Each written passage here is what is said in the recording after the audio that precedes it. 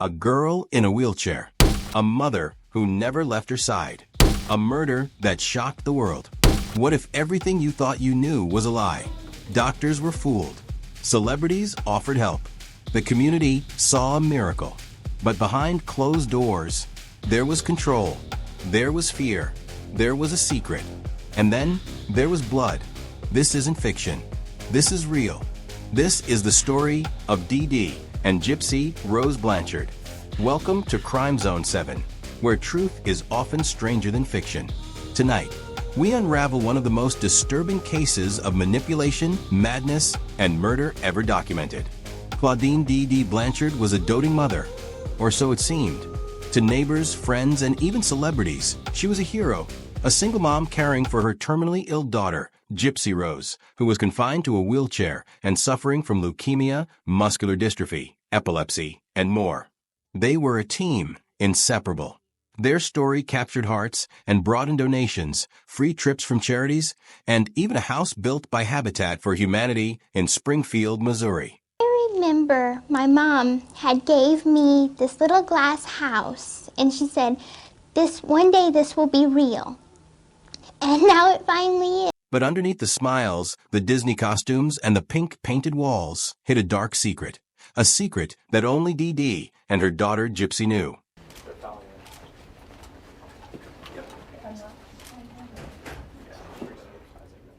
Okay, good morning. I want to specify at the beginning of this press conference that this is an ongoing investigation. And I want to start off with saying things are not always as they appear. Gypsy Rose wasn't sick. She never had leukemia. She could walk. She didn't need a feeding tube or a wheelchair or many of the medications she was force-fed.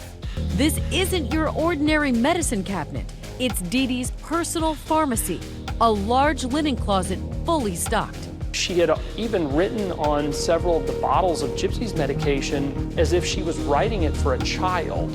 For the anti-seizure medication, it would say, shaky baby. The organization of the medications was shocking to me because in every other area of Dee Dee's life, it appeared that she had absolutely no organization or cleanliness, except when it came to these medications. It let me know from the very beginning that something here was seriously wrong. For years, Dee Dee manipulated doctors, fabricated diagnoses, and forced her daughter into a false identity of perpetual illness. It's a condition known as Munchausen syndrome by proxy. Proxy involves a caregiver who either feigns or actually induces illness in her children, and her goal is some kind of emotional gratification, looking for sympathy, attention, care, concern that she feels unable to get in any other way.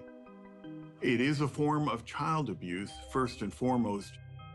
A mental illness where a caregiver fakes or causes medical problems in someone under their care for attention and sympathy. We really don't know the true background of this family, as we have unearthed the appearance of a long financial fraud scheme. So how did this go on for so long? Dee Dee was clever. She kept tight control over Gypsy, isolated her, homeschooled her, and told her never to speak to anyone without her. When doctors got suspicious, Dee Dee would switch providers, move cities, or claim lost medical records from Hurricane Katrina. And the lies kept growing. Every cough was exaggerated. Every symptom was faked.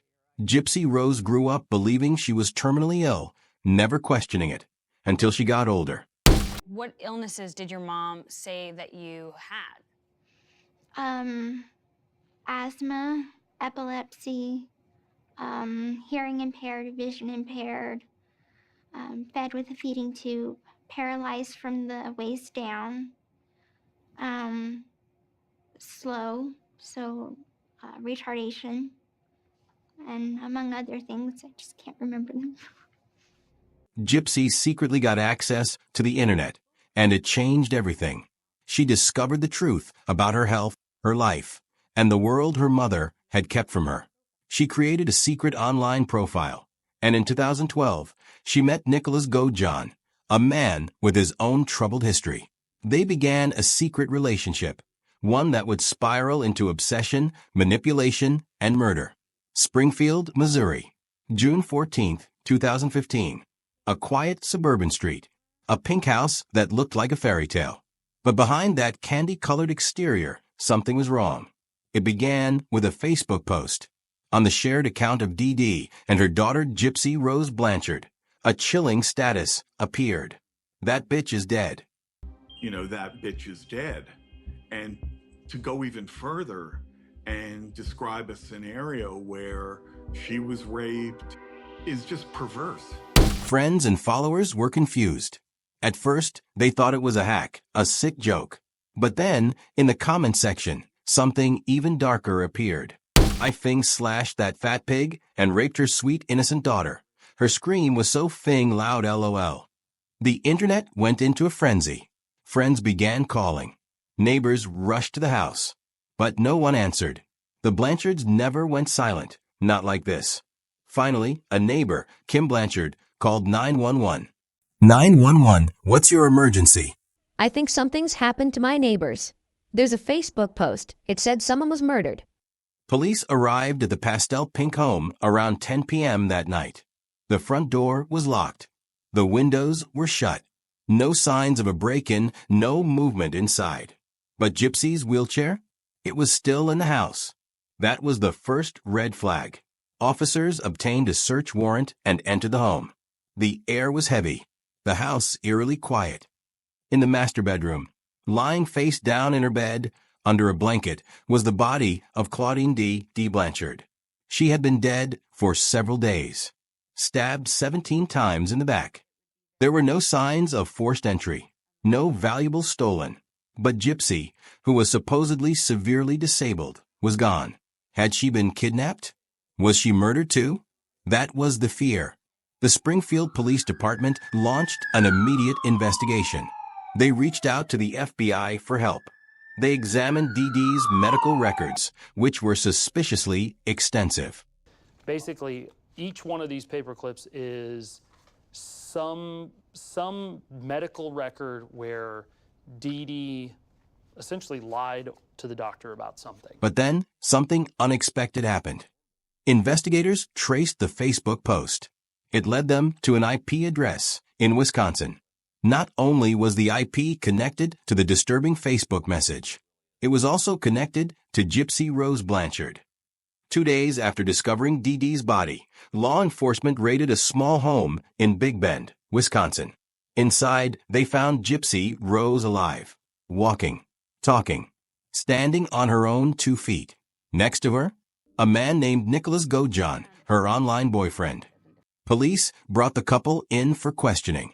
What came next would shock not just the community, but the entire country. Very much. The story behind a couple arrested in Big Bend, this week after authorities say they murdered a woman in Missouri. The story is growing increasingly bizarre. It turns out Gypsy Blanchard and her mother were in the news before.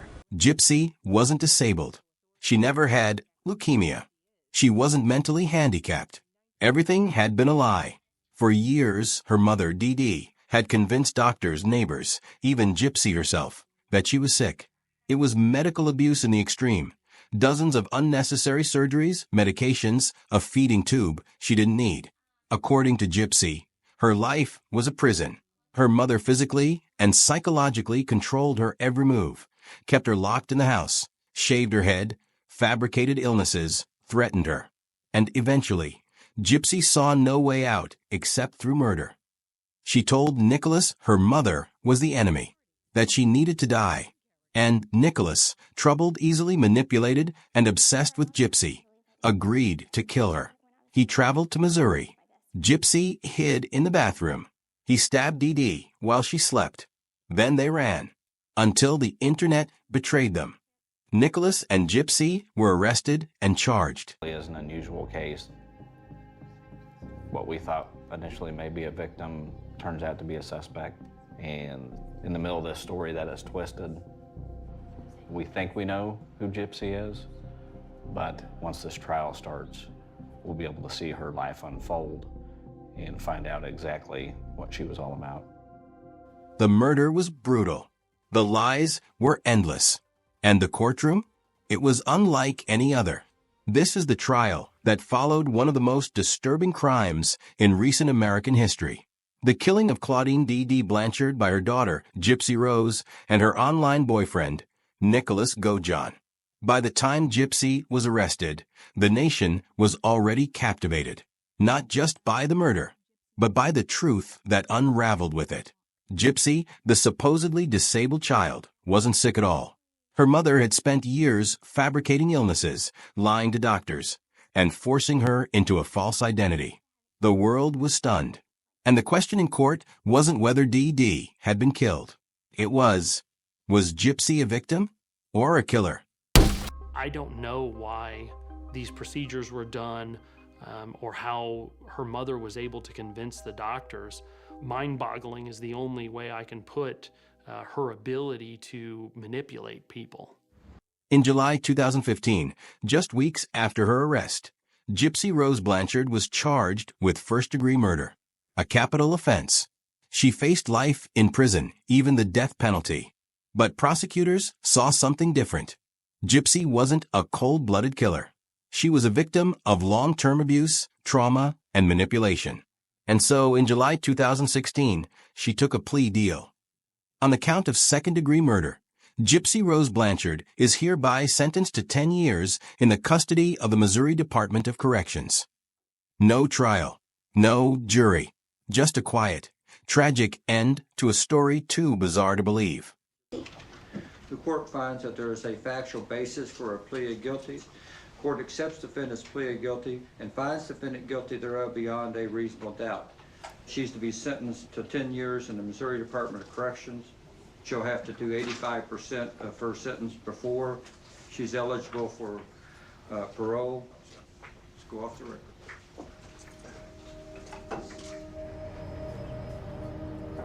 But for Nicholas Gojon, the story was far from over. Godejohn also has a criminal past. In 2013, he was arrested after investigators say he was watching pornography and fondling himself in a McDonald's restaurant for 9 hours. Police finding a large knife during the arrest. His trial didn't begin until November 2018, more than 3 years after the crime. His defense argued he was manipulated by Gypsy, that his mental capacity was diminished. But the facts were clear. He brought the knife. He stabbed Dee Dee 17 times. He ran, thinking they got away with it.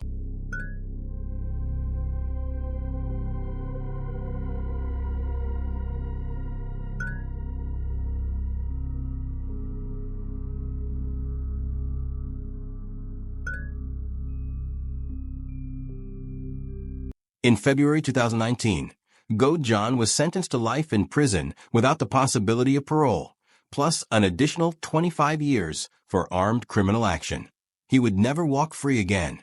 As to count one, we, the jury, find the defendant, Nicholas Godejohn, guilty of murder in the first degree, as submitted in instruction number 6. We assess and declare the punishment for murder in the first degree at imprisonment for life without the possibility of probation or parole. As to count 2, and that's signed by the foreperson. As to count 2, we, the jury, find the defendant, Nicholas Godejohn, guilty of armed criminal action as submitted in instruction number 10, signed by the foreperson. While Nicholas began serving a life sentence, Gypsy was sent to the Chillicothe Correctional Center in Missouri. And something happened there, something no one expected. She thrived. For the first time in her life, Gypsy had freedom, real freedom. She was no longer controlled, medicated, or lied to. She took classes, earned her GED, gave interviews. Her story inspired documentaries, films, and endless online debate. In December 2023, after serving 85% of her sentence, Gypsy Rose Blanchard was granted parole and released at the age of 32. She walked out of prison as a free woman, something she never had the chance to do growing up. When she stepped into the public eye, the world welcomed her with fascination and support. She quickly became a social media phenomenon. Millions followed her journey. She shared beauty tips, book reviews, and reflections on her past. But not all was fairy tale. In early 2024, Gypsy married Ryan Anderson, a Louisiana teacher she met while in prison. But fame brought complications. By April 2024, just 4 months after her release, Gypsy announced her separation from Anderson. Gypsy filed for divorce from Ryan in April, nearly 2 years after the pair tied the knot in a prison ceremony while she was serving time for the second-degree murder of her mother, Dee Dee. Paparazzi followed her. TikTok speculated. She appeared in documentaries, launched interviews, and even teased a memoir. Some questioned, is she healing? Or is she being consumed by the spotlight? One thing is certain, Gypsy Rose is not the same girl she was in that pink house. She is trying to become someone new. The courtroom may have closed its doors, but the story, it never really ended. Justice was served, but not in the way most cases unfold. A murderer who was also a victim. A mother who meant to protect, but instead destroyed.